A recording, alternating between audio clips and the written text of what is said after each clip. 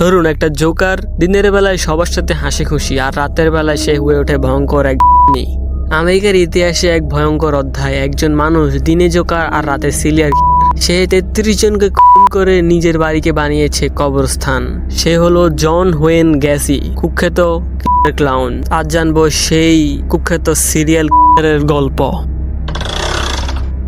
গ্যাসির জন্ম 1942 সালে শিকাগোতে। ছোটবেলা থেকে তার জীবন ছিল দুঃখে ভরা। তার বাবা প্রায় সময় মদ্যপান করে তাকে মারধর করত। স্কুলে সে খুব ভালো ছাত্র ছিল না, কিন্তু আশ্চর্যের ব্যাপার হলো বাইরে থেকে তাকে সবাই মিশুক ও ভদ্র বলেই চিনত।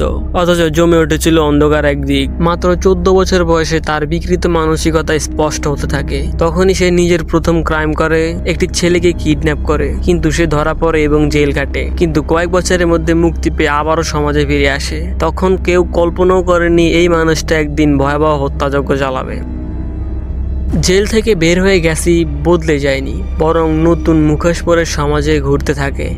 স্থানীয় কমিউনিটি বিভিন্ন অনুষ্ঠানে জোকার সাজতে শুরু করে, নাম দেয় পোগো দ্য ক্লাউন। বাচ্চাদের জন্মদিনের পার্টি তো অনুষ্ঠান, সব জায়গায় সে সবার প্রিয় অতিথি। মানুষ ভাবত সে একজন দয়ালু ও সাহায্যপ্রবণ মানুষ,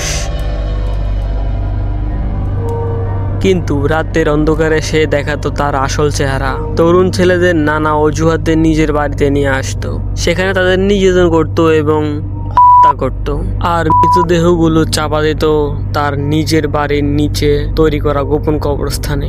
একসময় তার বাড়ি হয়ে ওঠে লাশের গন্ধে ভরা এক বিকৃত জায়গা। তার প্রতিবেশীরা অদ্ভুত গন্ধ টের পায়, কিন্তু সরাসরি কেউ কিছু বলতো না। অবশেষে একদিন এক প্রতিবেশী কিছু বুঝে উঠতে না পেরে পুলিশকে ঘটনাটি বলে। পুলিশ অনুসন্ধান করতে তার বাড়িতে যায়, আর তখনই বেরিয়ে আসে ভয়ঙ্কর সব সত্য।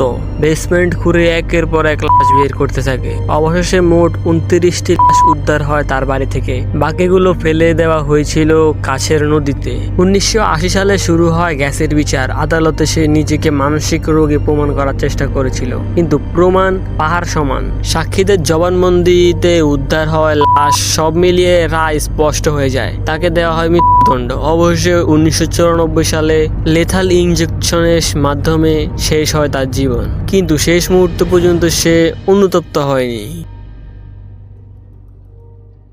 এই গল্প থেকে আমরা একটা জিনিসই শিখতে পাই, একজন মানুষ বাইরে যতই ভালো, যতই হাসি খুশি দেখাক না কেন, তার ভেতরে লুকিয়ে থাকতে পারে ভয়ঙ্কর এক রূপ। ইতিহাস তাকে মনে রাখবে কিলার ক্লাউন নামে, এক দানব যে মুখোশ পরে মানুষের মাঝে চলাফেরা করত।